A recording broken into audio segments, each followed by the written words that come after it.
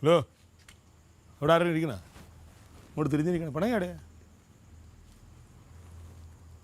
നിന്നോട് ഞാൻ പല പ്രാവശ്യം പറഞ്ഞിട്ടുണ്ട് എച്ചിക്കണക്ക് പറയല്ലേ പറയല്ലേ പറയല്ലേ എന്ന്.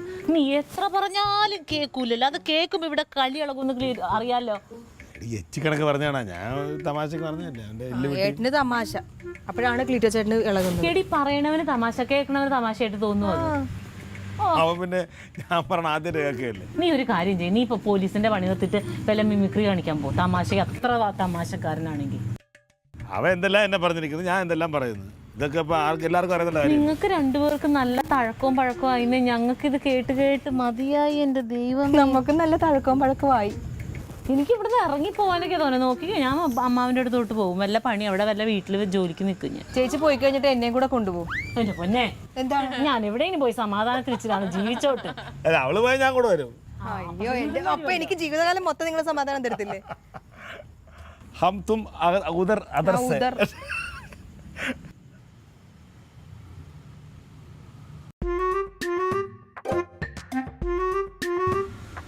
ഇങ്ങനെ കാർ എടുത്ത് കൊടുത്തല്ലേ? 24 മണിക്കൂർ ഇപ്പൊ ഇതിന്റെ മേലാണല്ലേ?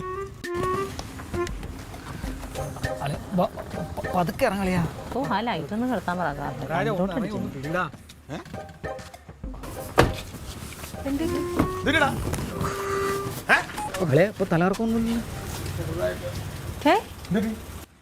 എന്തിട്ടോ?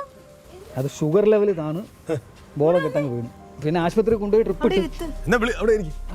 എന്നാ വിളിക്കണ്ട ആൻസർ. അപ്പഴേ ഞാൻ പറഞ്ഞാണ് വിളിച്ച് പറയാൻ. അപ്പൊ പറഞ്ഞ അളിയൻ തന്നെ പറഞ്ഞു പറയണ്ട. വീട്ടിലെല്ലാരും ഷുഗർ തന്നാ ഇപ്പൊ എങ്ങനെയുണ്ട്? ആണോ? എങ്ങനെ താഴാതിരിക്കും?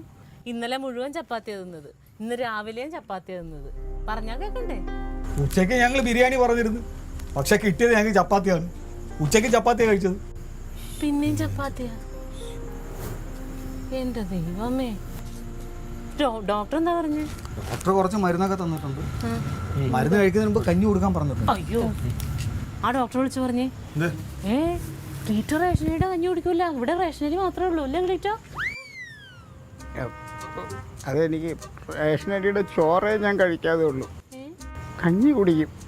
ഇച്ചിരി അച്ചാറും കൂടെ കിട്ടിയ ഒരു കുഴപ്പമില്ല. അപ്പൊ അളിയാ, കഞ്ഞിയെ കുറിച്ച് റെസ്റ്റ് എടുക്കുക കേട്ടോ. ആ മരുന്നൊക്കെ കറക്റ്റായിട്ട് കഴിക്കണം. ഞങ്ങൾ നാളെ വരാം.